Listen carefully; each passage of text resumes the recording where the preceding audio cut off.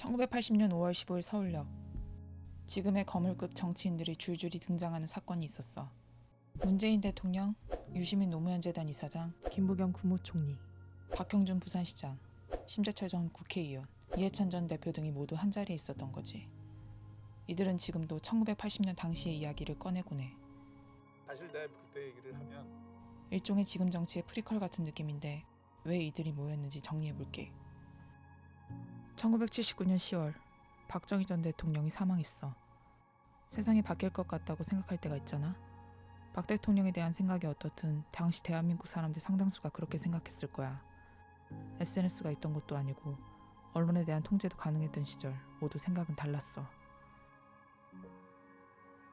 다른 한쪽에선 전두환으로 대표되는 신군부가 권력의 빈 공간으로 파고들었어. 반면 민주화 사회정의를 부르짖는 목소리도 커지면서 대학에선 학생회가 부활했지만 계엄령은 유지됐지.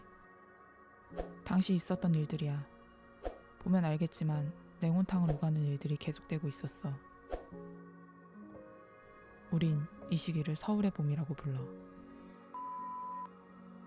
5월 15일 서울역 광장에는 무려 10만 명의 학생들이 모였어. 시작은 대학 안에서의 민주화, 어영 교수 퇴진, 병연 집체 훈련 폐지 등을 요구하는 시위였어. 그러다 점점 계엄령을 폐지하고 신군부가 물러나라고 주장하는 한 목소리로 모아지더니 전국 각지의 대학생들 모두가 서울역 광장에 모이게 된 거야. 여기에 주변 수많은 시민들까지 가세했다고 해. 사진을 보면 알겠지만 광장은 물론 인근의 차도와 인도, 지금은 공원이 된 고가도로까지 사람이 넘쳤어. 시위를 준비했던 지도부조차 예상하지 못했지.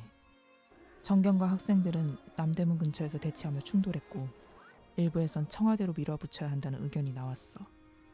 서울 한복판에선 유혈 사태가 일어날 수 있다는 생각과 이렇게 사람들이 모였으니 이제 혁명이 성공할 수 있다는 생각이 부딪혔던 거야.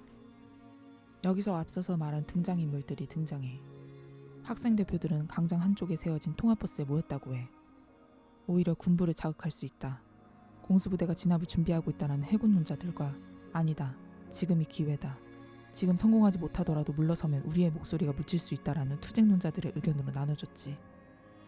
녹음을 했던 것도 아니고 누가 기록했던 것도 아닌 상황에서 회의 내용은 각각의 언급으로만 남아있어.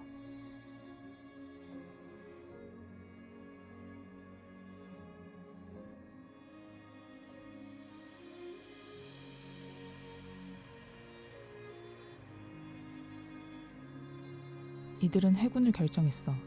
이를 서울역 해군이라고 불러. 이들은 각자의 대학으로 돌아갔어. 이후로 많은 586 정치인들은 서울역 해군이 5.18 강주 민주화 운동의 빌미가 됐다고 분석해. 서울에서 물러났기 때문에 다른 지역에서 가혹하게 진압할 수 있게 됐단 거야. 이 일로 민주화가 10년이 늦어지게 됐다는 거지. 문재인 대통령이 공식 인터뷰를 통해 말하기도 했어.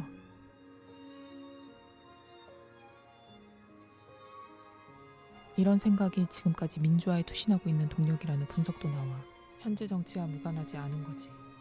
반대로 서울에서 강주와 같은 진압이 벌어질 수 있다는 분석도 있어. 언론 통제도 심했고 SNS도 없던 시절이라 대통령 사망 후 북한이 침략할 수 있다는 분위기도 있었지. 넥타이 부대가 참여했던 87년간의 난리 시민들도 동참하지 않을 수 있었다는 거야. 그렇기 때문에 조금 더 시간이 걸려야 분위기가 조성될 거라고 보았던 거지. 해군 뒤에 어떻게 됐을까? 5월 17일 신군부는 계엄령을 전국으로 확대해. 이때 주요한 민주인사들을 모두 구금하고 전국 55개 대학의 학생대표 95명을 연행해. 그리고 다음날 강주에 공수부대가 진입하고 학살이 일어나.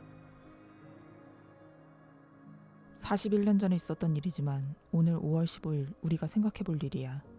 이날은 5.18 민주화운동과 87년 6월 민주항쟁의 프리퀄이기도 하고 4.19 혁명부터 촛불 집회까지 이어진 광장의 역사 중 하나이기도 해.